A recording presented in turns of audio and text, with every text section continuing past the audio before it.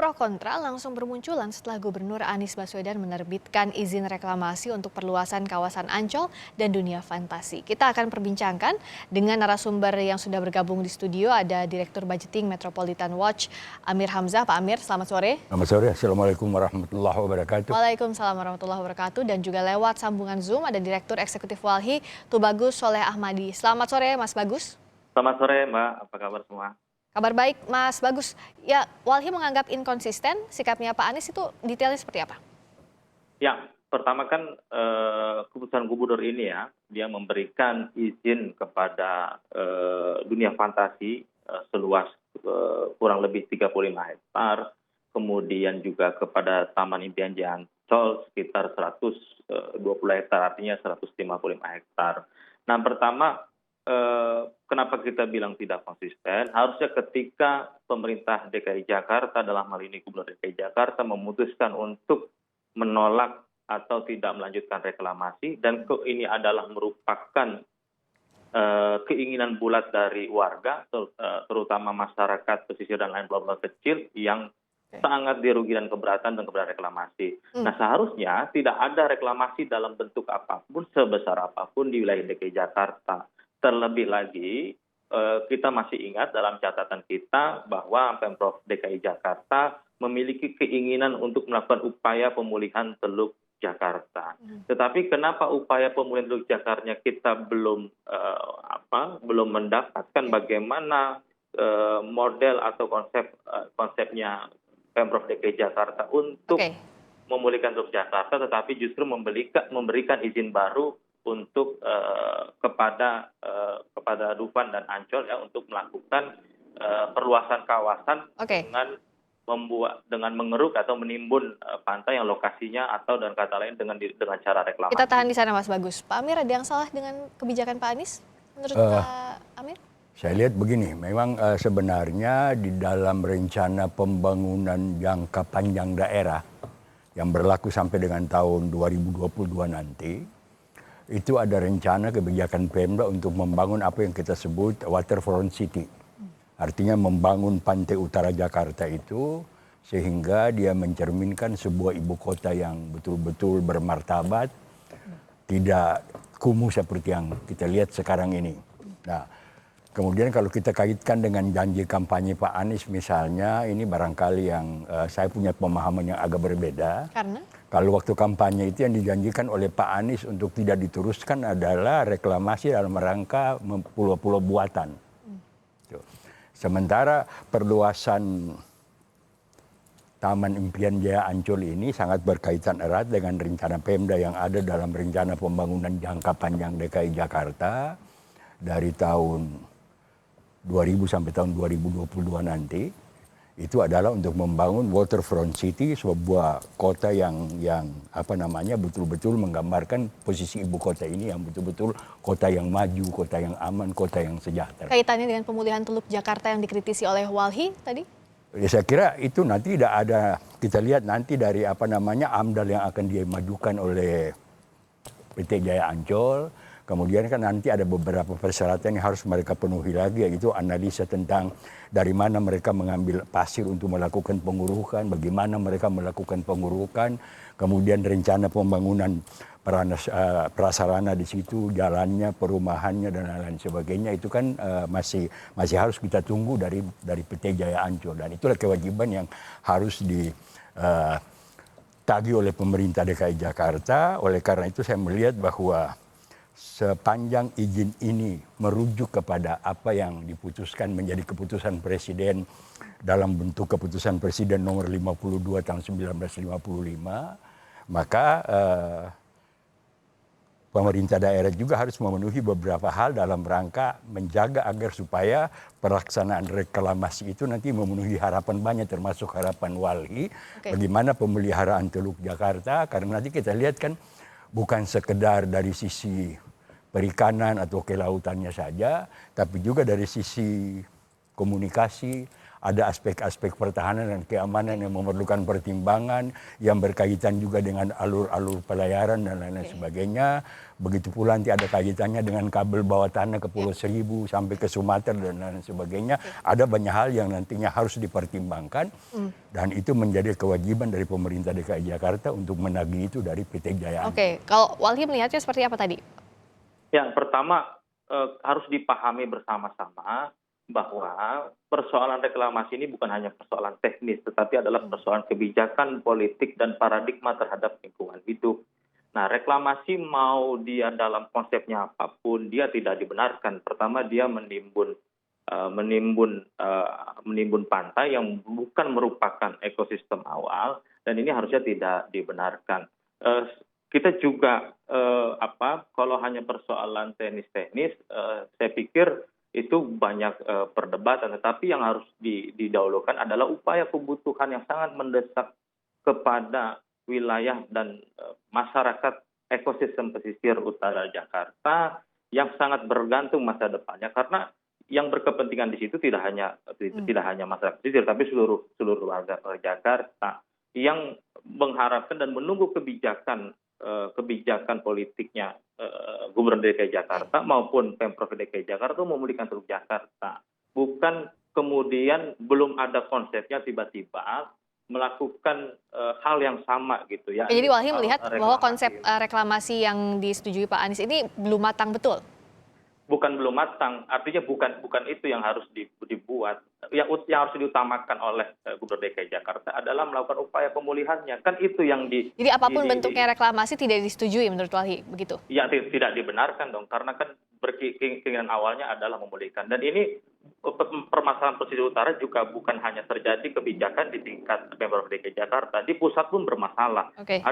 Ada kebijakan tata ruang yang baru, Jabodetabek Puncur juga ternyata masih menginginkan kawasan genting penting di wilayah utara Jakarta itu menjadi kawasan bisnis dan properti. Itu yang menjadi soal. Oke, jadi apapun bentuk reklamasinya tidak dibenarkan menurut Walhi, Pak Ahmed.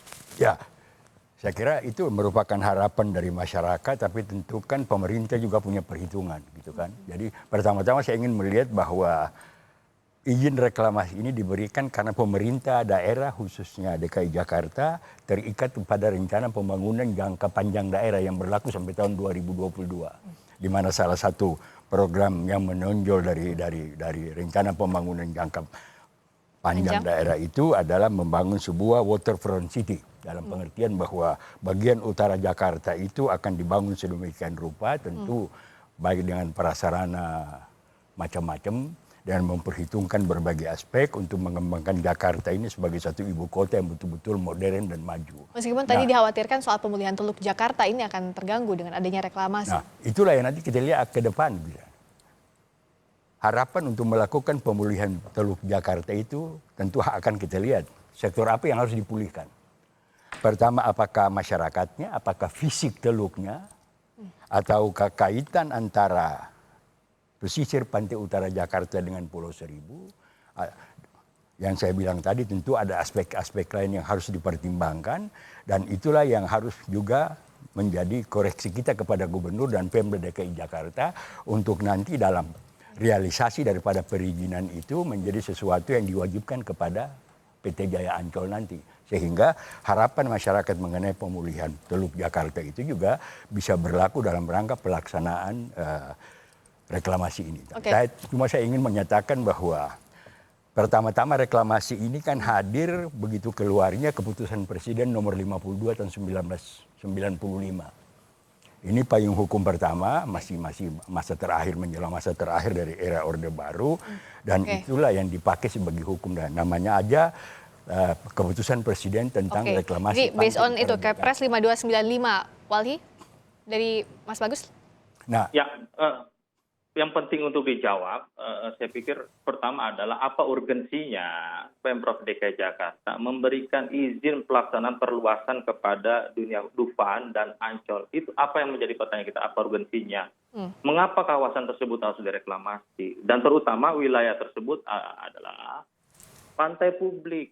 Itu yang menjadi persoalan. Dan saya pikir banyak persoalan di diskusi dan diskusi sebelumnya ya sudah banyak disampaikan juga banyak kebijakan reklamasi yang dipasarkan masih mengandalkan Perpres yang tadi disebutkan padahal sudah ada undang-undang tentang pengelolaan pesisir pulau kecil kemudian juga ketika ini dihadap pemerintah DKI Jakarta pada suatu situasi kebijakan itu berkelit bahwa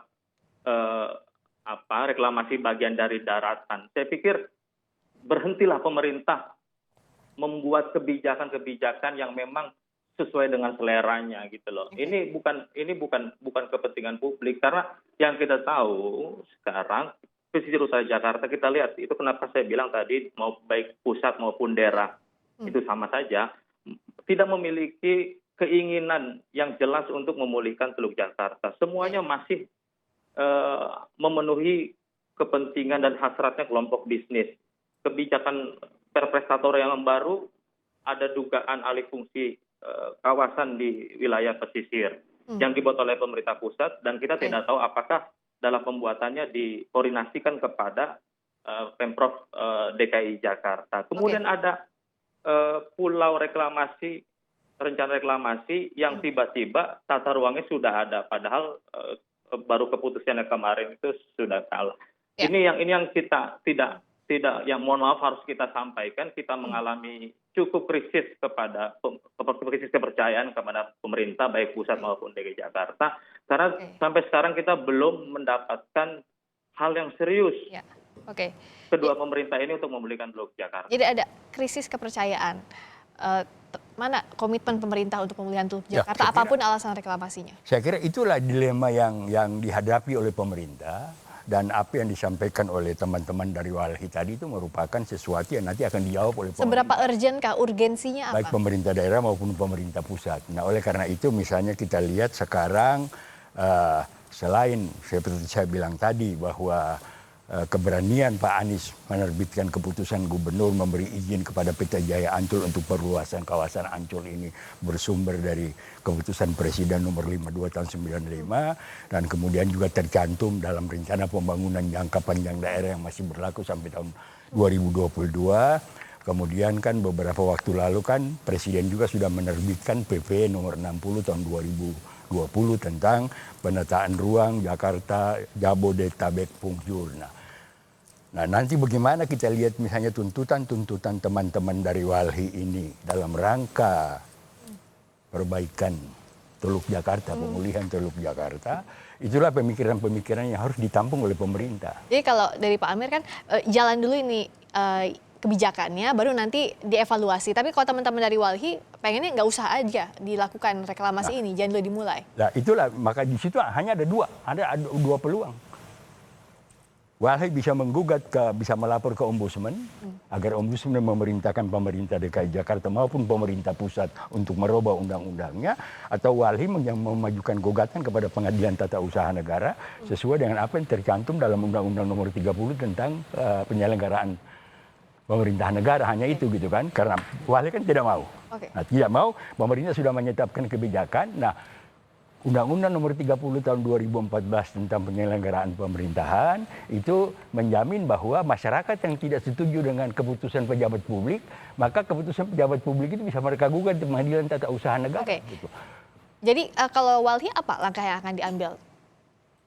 Ya, pertama memang sangat menyayangkan kalau persoalan ini harus sampai pada proses-proses demikian. Padahal kalau saja pemerintah ini memiliki paradigma yang keberpihakan terhadap keberlangsungan lingkungan hidup ini jelas, maka sesungguhnya keputusan ini ya tinggal ada di kepala daerah, dalam ini Gubernur DKI Jakarta.